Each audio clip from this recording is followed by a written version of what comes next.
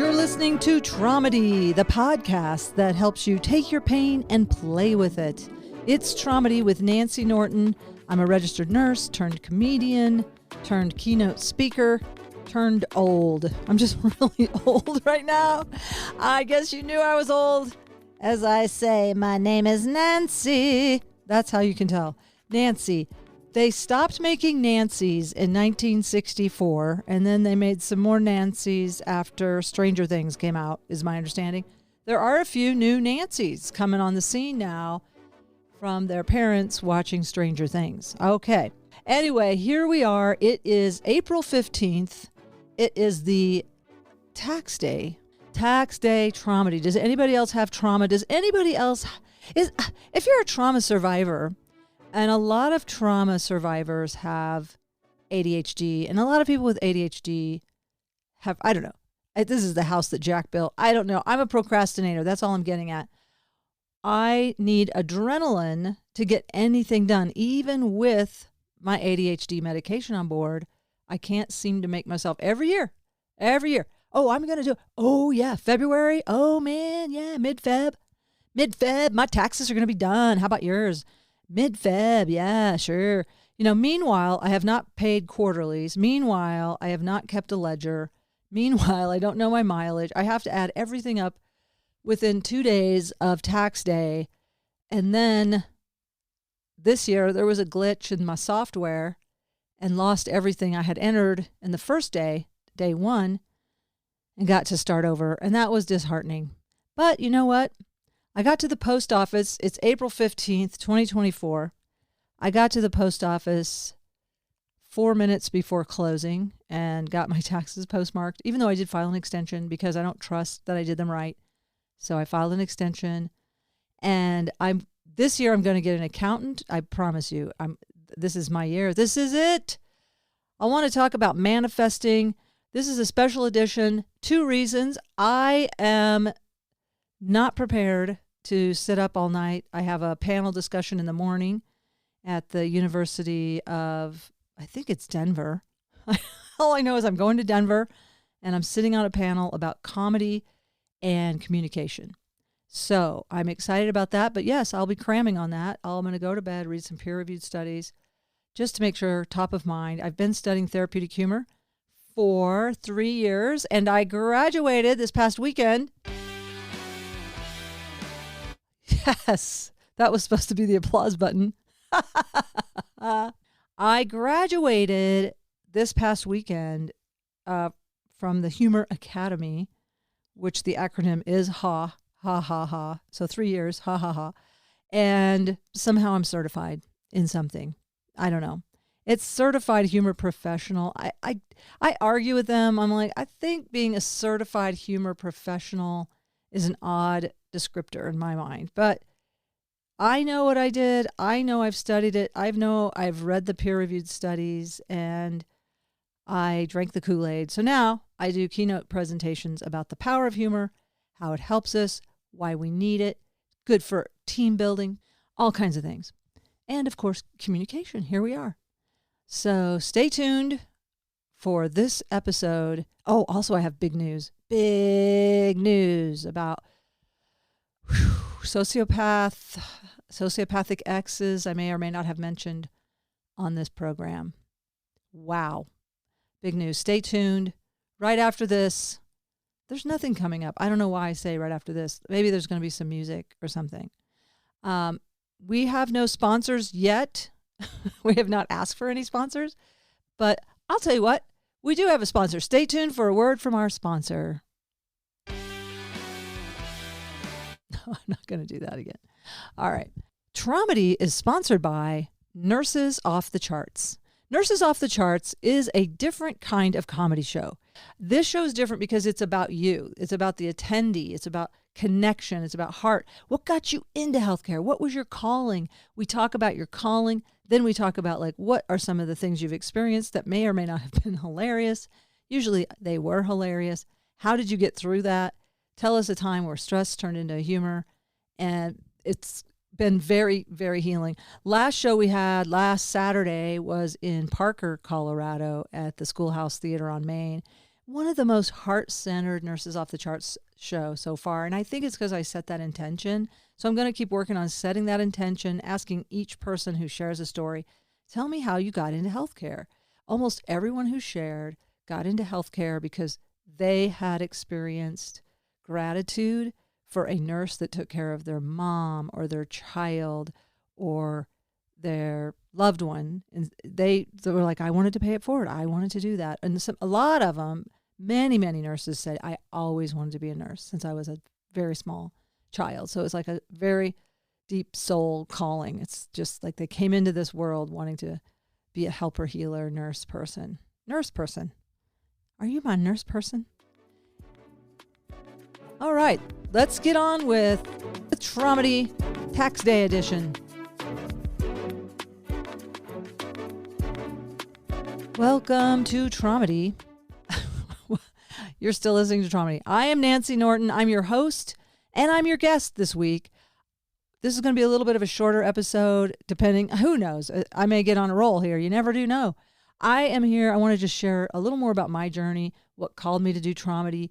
I think you've heard, if you've listened to any episodes, I definitely share about being raised in the Ozarks. I do identify as a she, they. I was a tomboy growing up, never did subscribe to the gender roles. And so that was I felt different. Also had an eye that was misaligned, which is, people just cannot, like kids especially, cannot talk to a weird eye without pointing at it and go, do you know, hey, your eye is pointing over there. Your eye, or genuine innocence. I mean, that's innocent too, because they're really, they don't know that you might already know that your eye is not aligned with the other one. But they also will look behind them when you're talking to them. Anyway, that makes you feel different. Then before that, what caused my eye is debatable. I think it's an acquired strabismus, like an acquired taste. I don't know. There's congenital. I've been reading about it. It's really hard to know. But all I know is I did get baby pictures recently that my Aunt Nancy had at her house that were never on display at my house, that showed me as an infant with very aligned eyes. And then about 1 year old, I saw a picture and then my eyes just turned to my nose. I don't know. That could have happened organically. I also, during trauma therapy, had a recollection or experience. I think recollection is almost too strong. I had a horrifying experience of being suffocated intermittently, and I thought it was my mom who did that. And I had this knowing that she's not in her right mind. And I do think my mom had postpartum depression, to say the least, and perhaps some postpartum psychosis. My mother, this is what I know, is that my grandmother, my mother's mother, died tragically suddenly in a car accident when my grandfather turned left in front of a truck. And the truck may have been speeding, there may have been a hill, there may have been other variables, but he felt responsible. He went into a dark depression. My grandmother was killed. My mother got a call that your mother's dead and she is carrying me. I am just 2 months along in my gestation, and they say that has such an impact on you. And so I know how much chaos it has caused in my family and in our psyches of all the children of my mother. We're all trying to figure out, who are we without our mom? And I'm sure my mother, I must have been in shock, and I mean, such severe grief. And I was the fourth child that she had in 5 years, 4 kids in 5 years. And I just can't imagine. I just know she had to have been exhausted. And I'm not here to like, oh, poor me. I'm actually here like, yay, I understand myself better now. When I don't feel hurt, I don't feel like I'm going to die. So anyway, that's my background. But I also think my mother had some other issues as well, which a lot of trauma that she passed forward. Anyway, the point is, I had a dad who was very busy trying to make money for this family and also had his own trauma.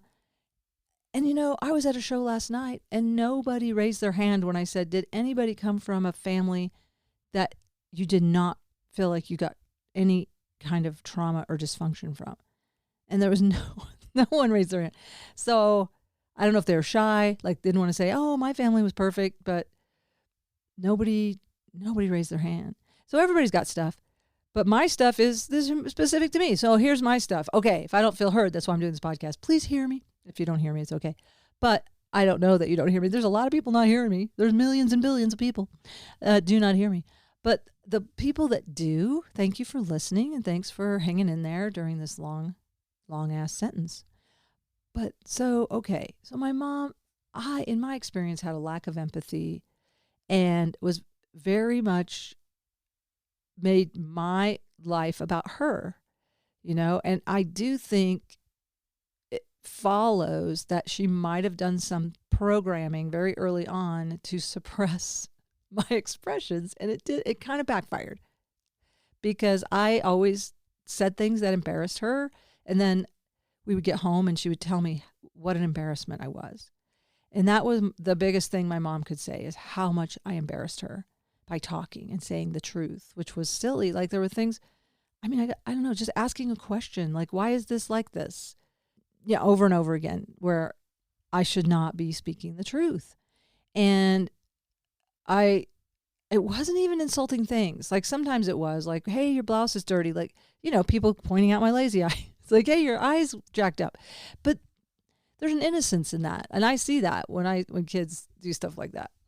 All I'm saying is, I have seen this over and over again with people trying to heal our childhood wounds through our partners. So I alternate between kind, emotionally distant people who may self-medicate with alcohol and people who have severe personality disorders like cluster B, narcissism, sociopaths. People that harm others and have no conscience or healthy shame or remorse about it. And I've tried to heal them. I tried to get them to love me. Who's sicker, that person or me, right? So I have gotten into recovery and I'm single again because I just need to continue to connect with myself before I can try to connect with somebody else. But the point is, I take a sip of my peppermint tea. Some of you have heard me talk about one of my sociopathic exes who, the safe house, Boulder County Safe House, I'd like to give a shout out to them right now because without them, I would be so lost. I had no idea I had been with a sociopath for 11 years. And those are the words they told me. Nancy, you've been with a sociopath for 11 years. And that, I just want to say, it's not my first husband. He was a nice person who maybe self-medicated. But anyway, point is, what a shock, I'm like, no way. And then learn what that is. A person who lacks empathy, a person who they told me, you're not going to see the nice side of them anymore. Because they would go in cycles. They would tell me they hate me, that everybody hates me, and that I ruin their life and things like that. And then they would flip and say, how much they love me. And in the end, I had to leave because I adopted this beautiful child and they were acting out and hurting me and my child. Like I was anyway, they attacked me. It just got really out of hand. Things escalated to a point of not safe and I couldn't stay. And it broke my heart because I wanted to work through it. I wanted that to work. I built this house in the mountains of Colorado and I just wanted to live my whole life there. Was that we would be grandparents on that property. Things. Anyway, point is, it was a 5-year project, got moved into the dream house, and then all this shit went down. And I had given my ex my durable power of attorney when I went to Nepal to adopt my son. And she used it to change the deed on our house to tenants in common from joint tenants, which means that now things have to be divided by percentage. She had me get rid of all kinds of boxes of evidence, like, get rid of this stuff. You don't need it. All this stuff where you've been, all the sweat equity, all the projects I had done at her house, at my house, the houses we sold to buy this place up in the mountains, and even all the projects I had up there, and then all my banking, everything. And then, as my lawyer said, and as my dad believed, that she had this planned all along, that she would get my equity out of my house. I would buy a house for her. I'd build a house for her. And then she would make it so I couldn't stay there anymore. And she did successfully do that. And I participated. As my lawyer said, I took the bait. So anyway, I lost a lot, but I gained a lot because I really had to look at what in the world is wrong with me, that I would stay with somebody who was psychologically, emotionally, physically, in the end, legally and financially abusive. And also still love that person. Oh, I hate that that's ending.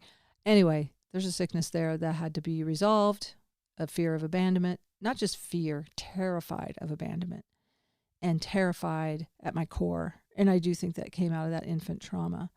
So it took a couple of years to get any money out of that house because she was a lawyer. She specialized in what was called gay divorce, in quotes, because it's really a dissolution of a business at that point, because you cannot be legally married back in the day. And she knew every step to take to protect herself and put things in her advantage and take away all of my rights.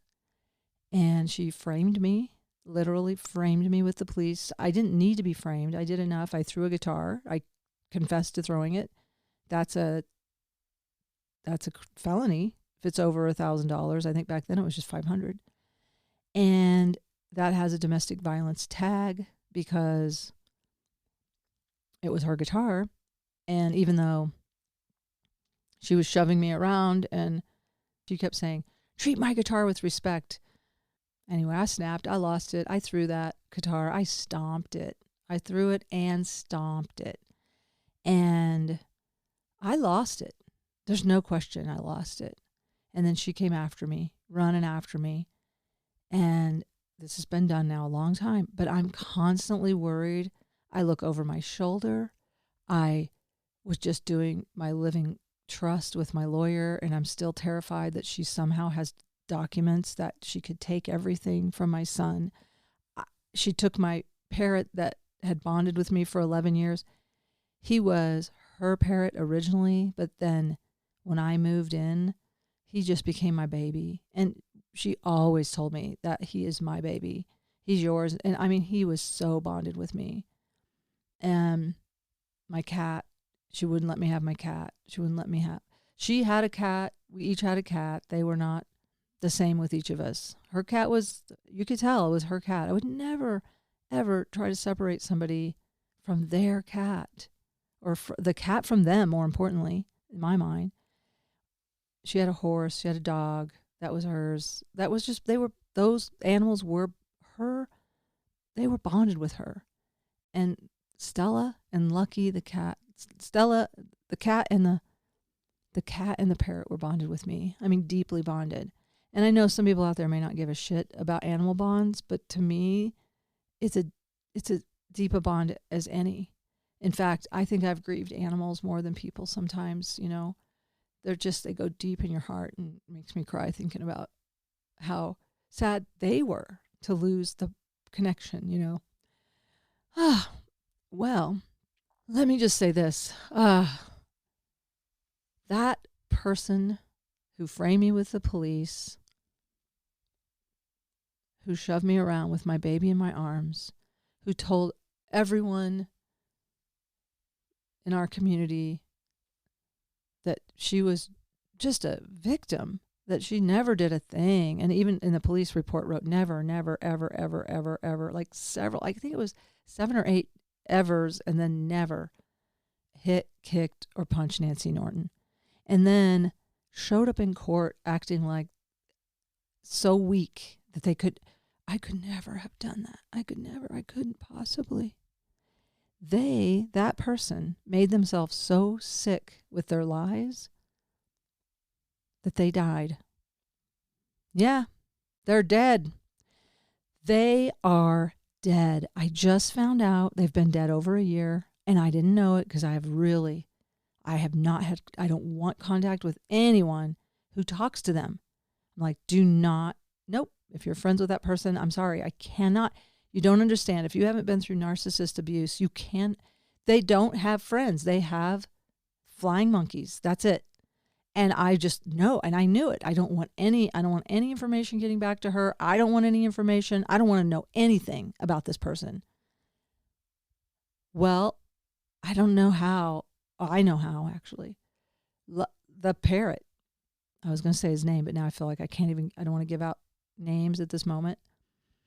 But that parrot came to me in a dream 2 nights ago, and I just was like, in the dream, he wanted to come with me, and I brought I always call it his travel cage. He had a little travel cage, and I would take him out. I know it's dorky, but I would take him shopping. I took him to places where there were other parrots. I took him to anywhere that you could take a parrot outside. Home Depot, Garden Center. I took him to Sturts and Copeland in Boulder. There was a parrot that lived there. I don't know if they still live there. I haven't gone back to see that parrot. But I would take this parrot around, like all over the house, on my shoulder. I mean, this was my baby for 11 years. You don't understand. And they're intelligent. They have the intelligence of a 6-year-old. Can you imagine? All of a sudden, a 6-year-old, you just take their mom away. And then emotionally, they say more like a 2 or 3-year-old.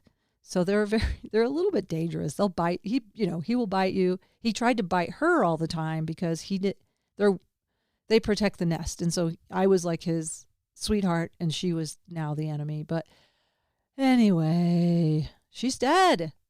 And I know she died because she had to convince herself that she was so weak that she could not have done any of these things. And also, lies take energy.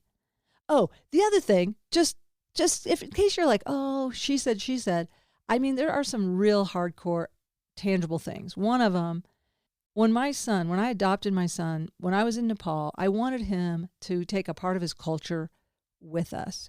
That was a tangible thing. And all the doors in Nepal are beautiful, these wooden carved doors. And I wanted him to walk through a wooden Nepali hand-carved door and have this like pride about his culture. And so the day I signed his adoption papers, I paid for a commissioned door to be carved for him, to be put on the house that was called a house for Mr. Biswas. His name in Nepali was Biswas. Biswas. Have faith, believe, and trust. Biswas. Doesn't that feel good? Biswas, when you feel it. Anyway, that door was put on the house in the mountains. And I said, just let me have his door. She didn't want him. She didn't want anything to do with him. Not a thing. I said, you don't want to see him? You don't want to see him at all? Not in a park on a Sunday or something? No, none. Wow. Treat my guitar with respect. Oh my God. Anyway, that woman's dead. She's dead. And I have to laugh a little bit because I am so relieved. You have no idea. I mean, you can't know. It's coming up every day. I realize, oh, wait, she's dead. I don't have to worry. Like every single day, even now, I was doing something online. I think I was doing when I was doing my taxes. Anyway, I'm always wondering if she's got all my information. She's got my social security number. She knows everything, or she did. She's dead. I keep forgetting. Anyway, it's only been 2 days, 3 days, I think, that I know. And the parrot came to me in a dream, and he told me to come and get him. So I don't know how to get him. I don't know. I know her. She was cruel to the end, and I'll bet you She was cruel in her will. I'm sure she wrote, Nancy Norton, no matter what, should have nothing to do with this parrot. Like, she has to punish me for throwing that guitar, even though she won in the criminal case. If she had told the truth, she would be the one who would be in domestic violence treatment, who would have been, had, she's dead. She's dead. She is dead. And she killed herself with lies. She killed herself with lies. So I just want to say, damn it. Didn't have to be that way. We could have parted ways with honesty, with integrity.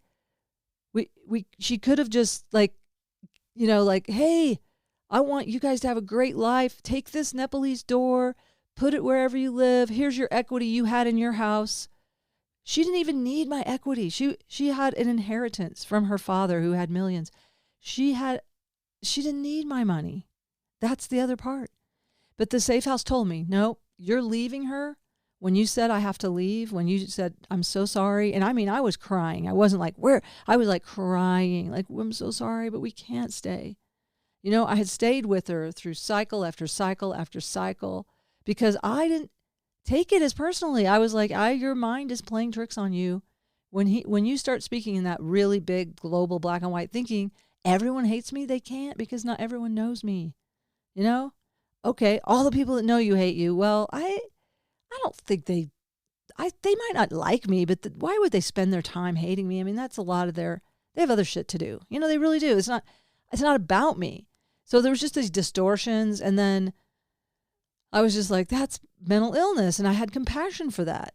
And I would see it change over a few days. And I kind of thought it was linked to her cycle. I don't know. All I'm saying is that person chose to be cruel, chose to lie to the police, fell off her horse, took pictures of it and said, I did that to her. And then even though they were on a date, that when I was out of town, and I know because she fell off her horse when I was out of town. I remember this. I was in Missouri with my son at Christmas, and she fell off her horse and then told the police they're dated January 1st because I hid them from Nancy so she wouldn't know. She wouldn't find them. Well, I'm not going to find them because there's no fucking... Why would I look for something that didn't happen? Why would I even think you took pictures of anything? That's just... I mean, there was just so many preposterous lies that the police fell for. And she's a lawyer. She's in the Colorado Bar Association. And a subset of that, she's in the Women's Colorado Bar Association. And a subset of that is she's in the LGBTQ Bar Association. So they all know each other. And my mother is psychic. My mother, oh my God, my mother is, see, I married my mother. My mother was like, they all know each other. Your lawyer is actually probably talking to their lawyer because they set me up on 2 or 3 things. Like there was some weird, they were talking to each other. And I didn't stand a chance. I did not stand a chance. And yet it's okay. I survived. I told the truth. I threw a guitar. I paid restitution. I overpaid for it. She tried to get $4,500. It was $1,800. Whatever. I paid $2,300. I gave her a nice $500 markup on her precious guitar that was worth more to her than a family. And I paid with the price. I have a record now. I have a record forever. And you know what? Hey, I did throw it, but I had to plead to assault on her because she was pounding on the doors trying to get after me and bruised her hand and took a picture of that and said I did that to her. It was like that old Woody Allen joke where I hit one guy in the elbow with my nose. It was just so dumb. It just makes me so angry at this system too. And I can't even imagine the Innocence Project, when somebody goes to prison. I went to jail for not even an overnight, like a day. But that was it was uncool, man. And the system is really uncool. But I will tell you this, I'll never have to serve on jury duty. I got called for jury duty and I was like, oh, I think that the prosecutors don't give a shit about justice. I think they just want to move dockets. And they're like, oh, we'd like to dismiss Miss Norton from the jury. Yeah, I think you do too. I think you want to dismiss me from the jury. I'll never have to serve on a jury. Never. Because I will not. I will just like, not guilty. I don't care what they did. I won't believe a thing. I don't trust prosecutors at all. Not at all. I don't trust lawyers in general, except for my lawyer, Stephanie Nelson. She should be my sponsor. I'll tell you what, she was an amazing lawyer. It was so good. It was so fun at court when my ex was like, and then, this is like, what happened was the third time she assaulted me, because there were 4 times she assaulted me in like a short window of time. And on the 4th time is when I lost it and threw her guitar and tried to lock her out of the house by throwing it off the deck. But she didn't see it, so I had to go grab it. I had to get her to come out and get it. Anyway, I had to put on a little show. I did. And it felt really good. I got to be honest. It felt great to throw it. It felt good to stomp it. It really did. Even though I love the guitar, but it had to go. It had to. I mean, treat my guitar with respect. And she had 2 identical guitars. I probably didn't even throw the expensive one. I probably threw her little shitty camping one. I mean, yeah, she framed me all over the place. But I have to hand it to her. Tip of the hat.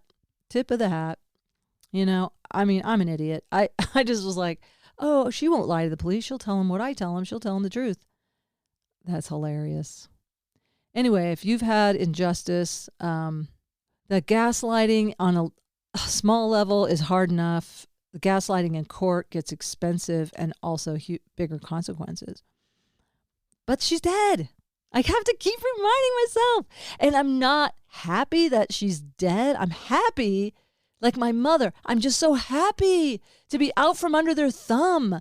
I just didn't know. I was always wondering, is she going to do it now? Is this when? Is this now? Is this the time she's going to blindside me again?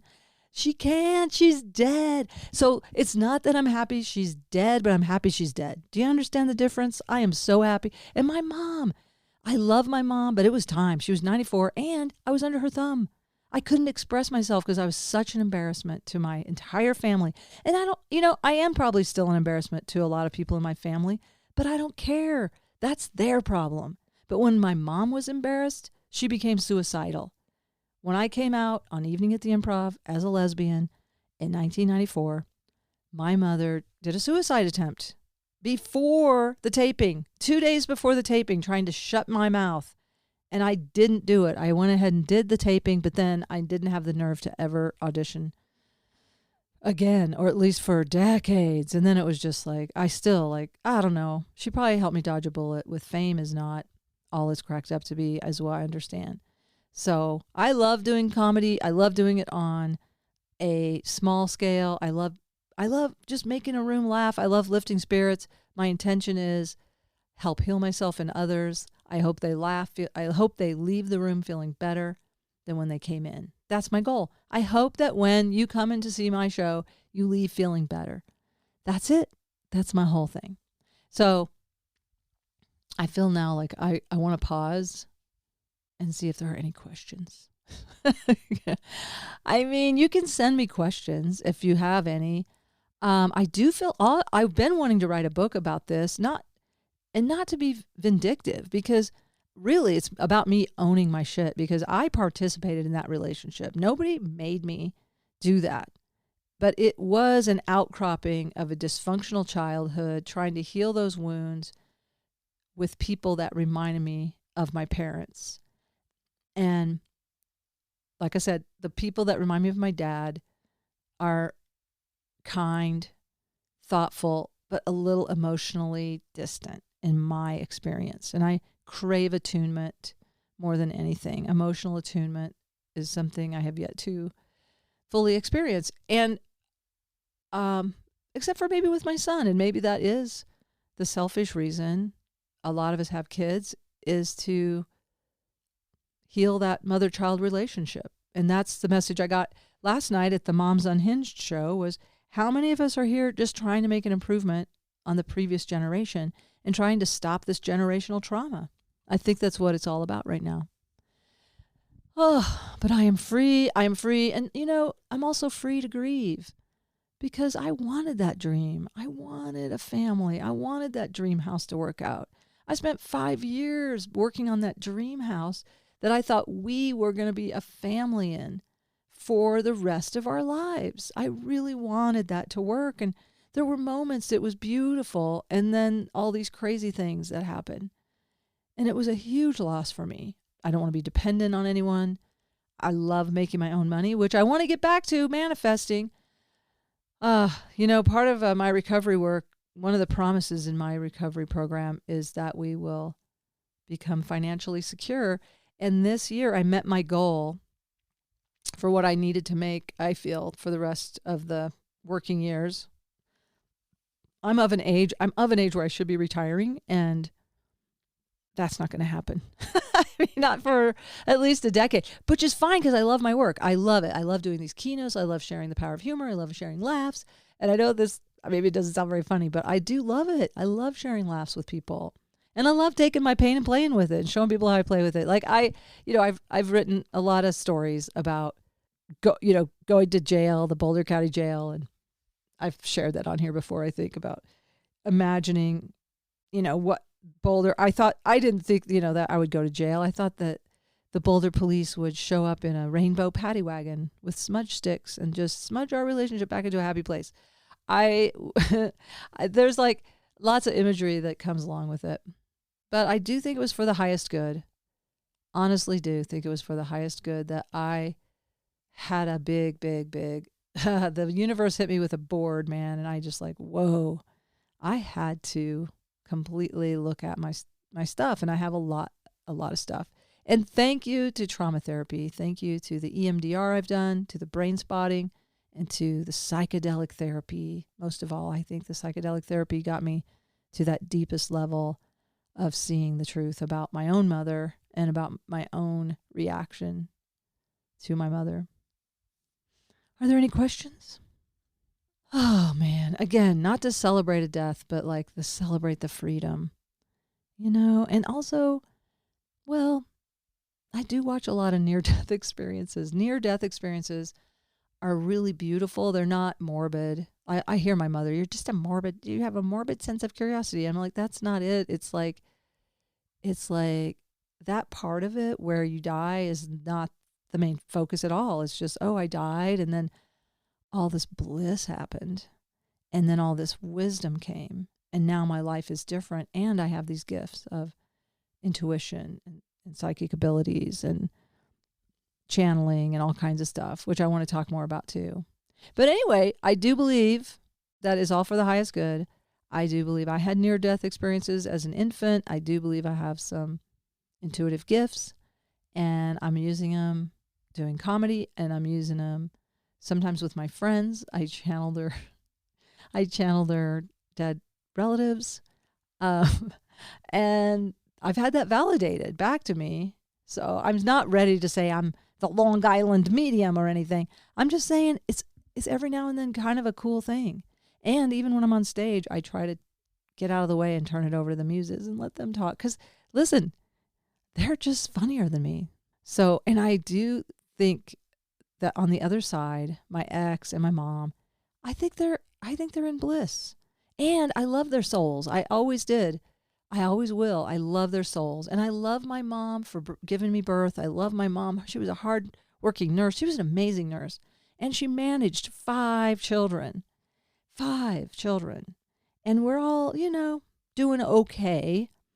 Okay is, grade ourselves on a curve, but we're all doing pretty okay. And then my ex, I don't think I would have my son without her. Like I will always love her for that. Always. I'm so grateful to have my son in my life. He's a teacher for me. We laugh so hard together. We get each other.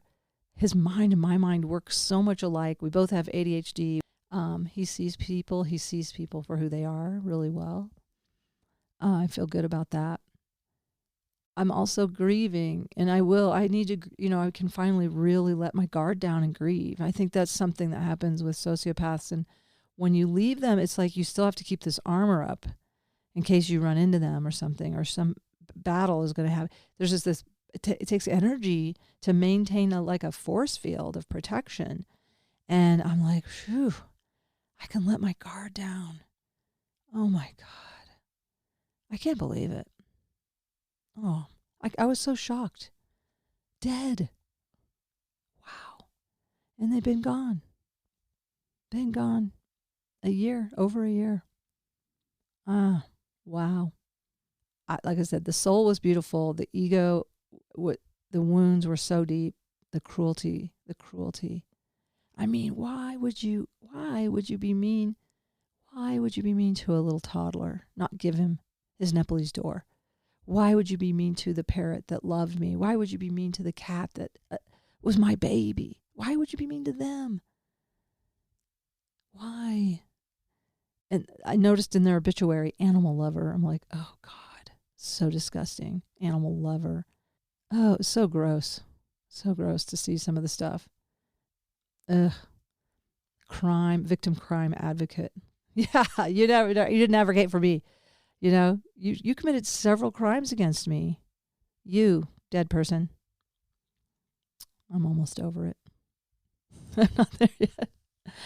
Well, so what are the takeaways from today's Traumedy episode? Today's Traumedy episode is, hey, don't lie. It will kill you. And, I mean, it really will shorten your life. It will. It'll drain you. It will drain you, especially if part of your lie is saying that you are so sick that you couldn't possibly hurt, kick, or punch someone that you hurt, kicked, and punched. Secondly, number one, don't lie. It's not good for you.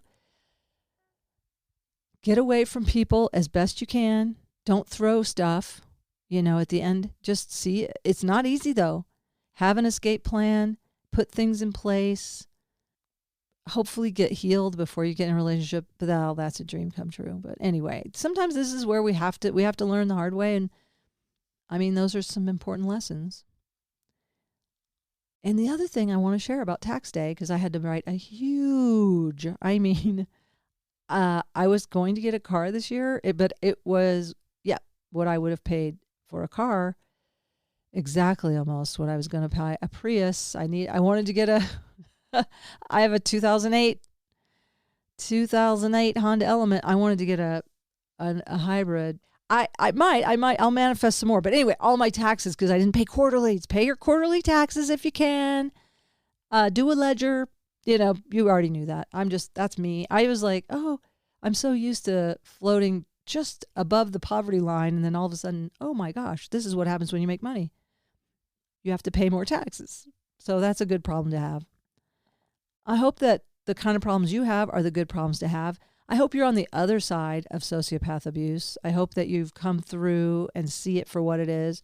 Like I said, back in the day, this is now circulating on TikTok and Instagram. It's very up in the zeitgeist.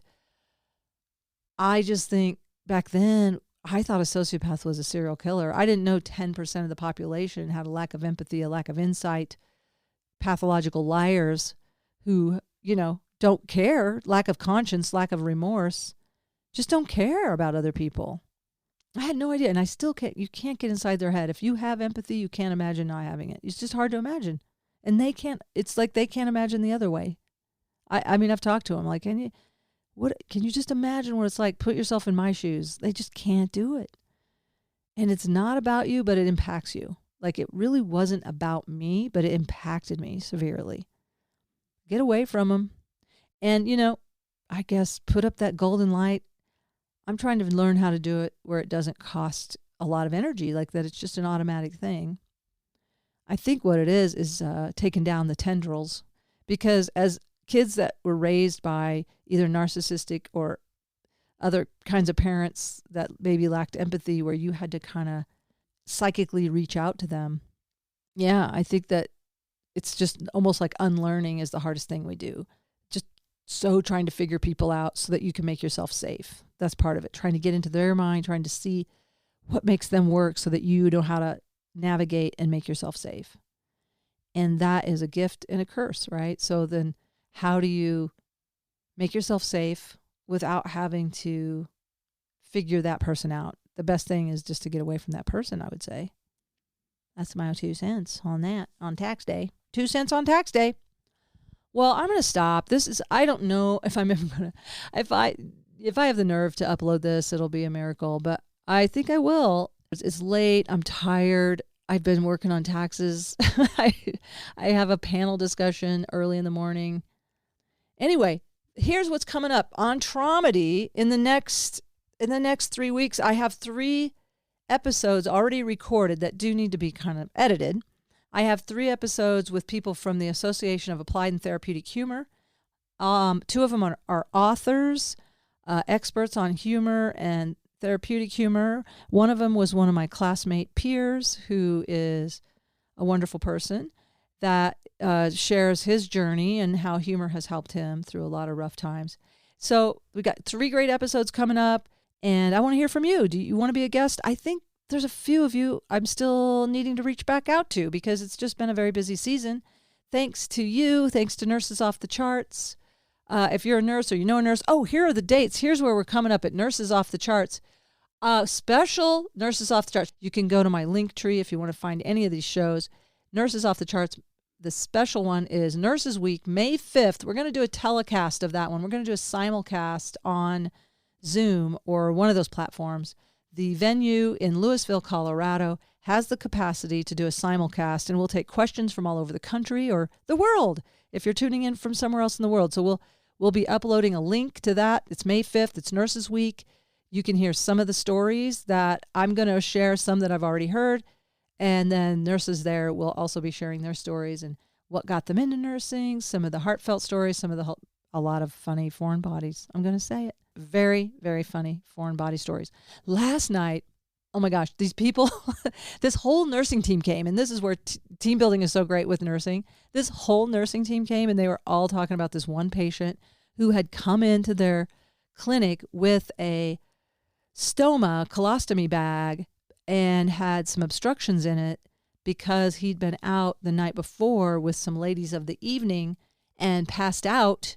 And ladies of the evening, why am I saying it like, how old am I? What is this, the 50s?